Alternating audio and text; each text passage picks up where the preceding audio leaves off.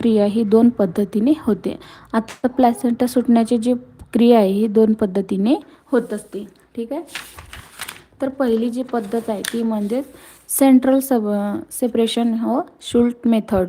आता गर्भाशयापासून प्लॅसेंटा सुटण्याची सुरुवात ही प्लॅसेंटाच्या मध्यभागापासून होते, म्हणून या पद्धतीला सेंट्रल सेपरेशन असे म्हणतात.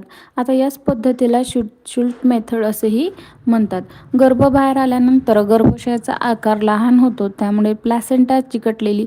आता गर्भाशय बाहेर आल्यामुळे काय होते तर प्लॅसेंटाला चिकटलेली प्लॅसेंटल साईटही लहान होते, त्यामुळे प्लॅसेंटा दाबला जाऊन काय होते तो इंटरव्ह्यूअर मधील रक्त मागे स्पंजी लोअरमध्ये जोराने ढकलले जाते. नंतर आहे गर्भाशयाच्या तिरप्या मसल्स फायबर्स निर्वातनाने रक्तवाहिन्या दाब पडल्यामुळे ते रक्त मातेच्या रक्तामध्ये न जाता तेथे साठून रक्तवाहिन्या